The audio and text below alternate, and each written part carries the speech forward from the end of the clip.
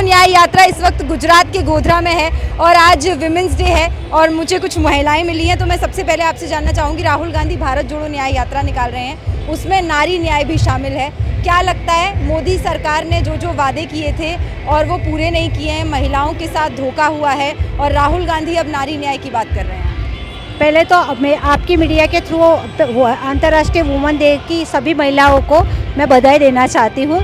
जो मोदी जी ने, मुझे नाम नहीं लेना चाहिए, पर मोदी जी ने जो बेटी बचाओ बेटी पढ़ाओ का नारा लगाया था, उसमें उन्होंने ही अब दिखाया कि जो रेस्लर लेडी है जो अपने इंडिया का नाम रोशन किया है, वही रास्ते पे अपने हक के लिए खड़ी थी, तो कहाँ से सक्सेस हुआ। और कांग्रेस पार्टी की विचारधारा से मैं आपको बताना चाहती हूँ कि 30% जो महिला को न्याय दिया है ये वो कांग्रेस नहीं दिया है। कुछ भी हो, पहले अपनी वड़ा प्रधान थी इंदिरा गांधी थी, सोनिया गांधी थी। आप देख सकते हो कि कांग्रेस में कितनी बड़ी महिलाएं हैं और उनको हर तरह से सुरक्षित है।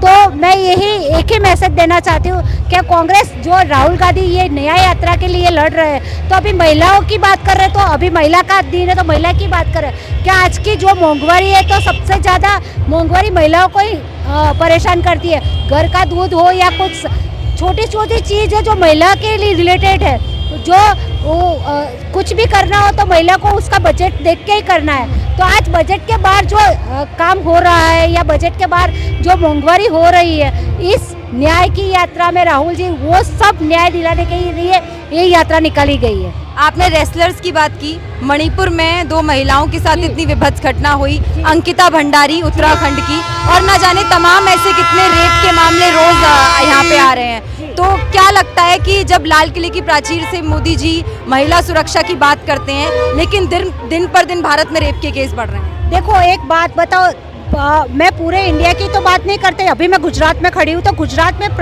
दिन में एक दिन में 5 महिलाओं का तो रेप होता ही है, बलात्कार की घटना होती है, या बहुत सारी पीड़ित महिलाएं उसके साथ पीड़ित शोषित भी होता है। पर कहने को गुजरात सुरक्षित नहीं है।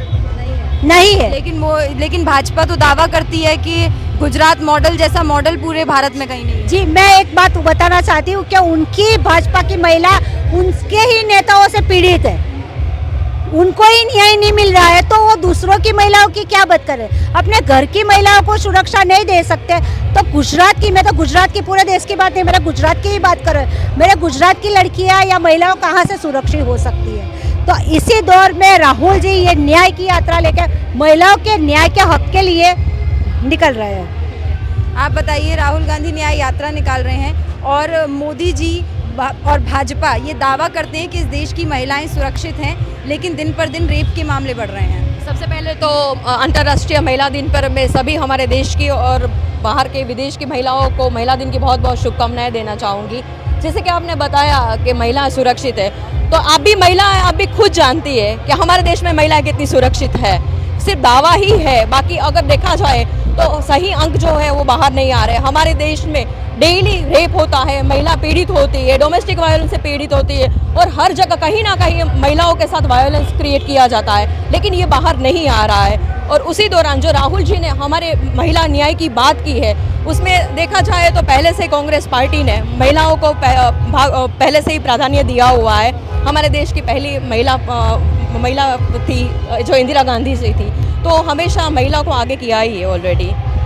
लेकिन मणिपुर में इतनी विभत्स घटना हो जाती है, मोदी जी नहीं जाते। महिला पहलवान बृजभूषण शरण सिंह के खिलाफ यौन शोषण का आरोप लगाती हैं, उनको पार्टी से नहीं निकाला जाता, और न जाने अंकिता भंडारी के परिवार को आज तक इंसाफ नहीं मिला है, और न जाने कितने अभी राहुल जी ने एक ट्वीट किया था, पुदुचेरी में 9 साल की एक बच्ची के साथ रेप हुआ है। लगातार इस तरीके की उत्तर प्रदेश में 2 बच्चियों ने फांसी लगा ली। लगातार इस देश में महिला उत्पीड़न की खबरें सामने आ रही हैं, लेकिन इन सबके बीच में अभी भी भाजपा दावा करती है कि महिला सुरक्षित है। हमारे देश की महिलाओं को अब खुद समझना है कि उनको कैसा नेता चाहिए।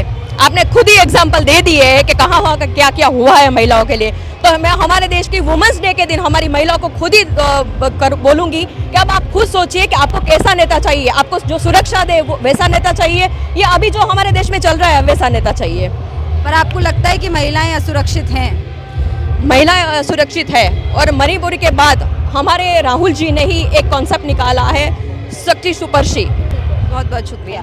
तो आपने सुना, ये महिलाओं की आवाज़ है। भाजपा के अन्याय काल में जो 10 साल अन्याय बीजेपी ने किया है, महिलाएं चीख चीख कर कह रही हैं कि इस देश की महिलाएं असुरक्षित हैं और अब उनको सुरक्षा चाहिए। इसीलिए राहुल गांधी भारत जोड़ो न्याय यात्रा के जरिए नारी न्याय की बात कर रहे हैं और महिलाओं के अधिकार के लिए लड़ रहे हैं। और भारत जोड़ो न्याय यात्रा निरंतर जारी रहेगी, न्याय का हक मिलने तक। न्याय का हक मिलने तक।